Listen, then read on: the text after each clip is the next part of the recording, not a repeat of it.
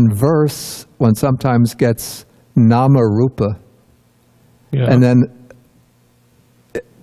if one wants to translate the verse with some kind of catchy beat to it or a rhythm, mentality, materiality sounds pretty awkward. But name and form, you could almost dance to it. But the nama-rupa that's a direct translation, right, of name and form, which is used for consciousness. And what? It's used for consciousness. Well, name and form goes along Here. with... Yeah. Nama-rupa, that is when you have under condition for consciousness, you got name and form. Yeah. And that's, right. Yeah. And so that seems to imply is this like the Greek idea that the form of something is sort of transmissible through the air when you look at it? It kind of goes from the thing into your head?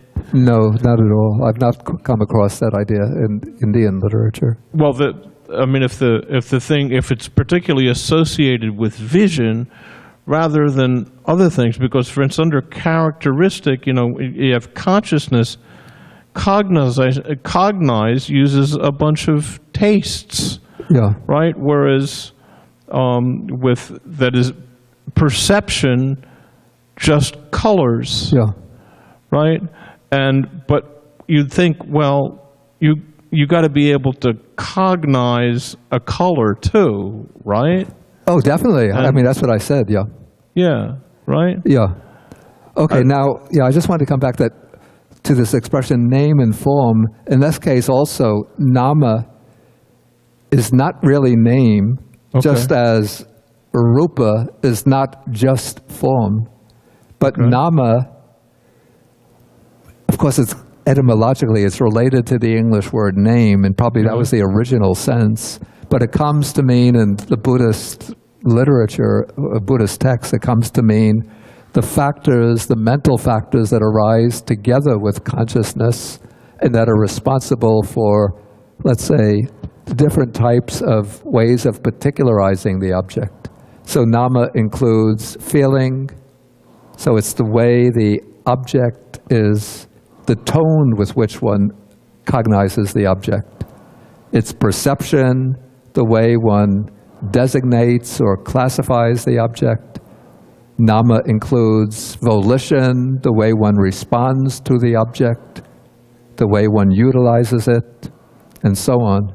So nama is not really name, and rupa is not really form, but simply that name and form sounds, good together.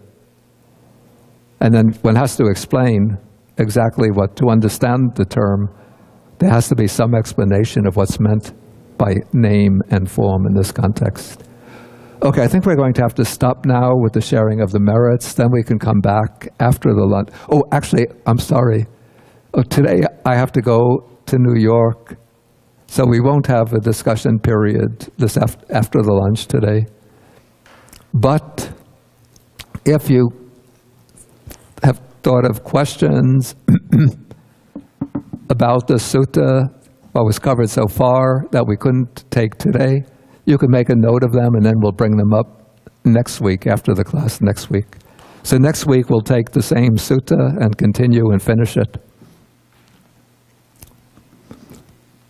Okay, so we end with the sharing of the merits.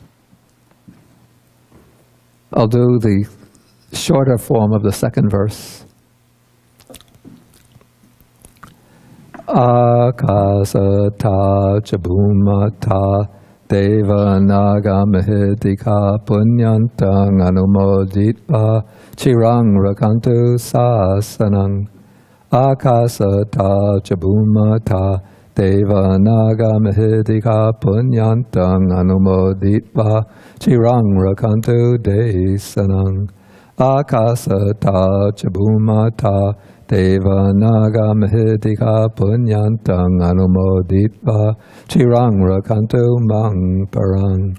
Etavatacham hehi sampadang punya sampadang sabbe devanumodantu sabba sampati siddhya sabbe bhutanumodantu sabba sampati siddhya sabbe satanumodantu sabba sampati siddhya bhavagupadaya vichihetato etantare satakayupapanna rupya rupicha sanya sanino dukkha pamuchantu pusantu nibuting.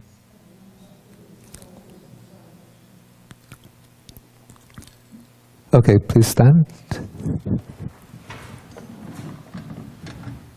And we end with 3 half bows to the Buddha. Even though he got his F on his aggregate exam, but still we have to pay respects to him. Okay.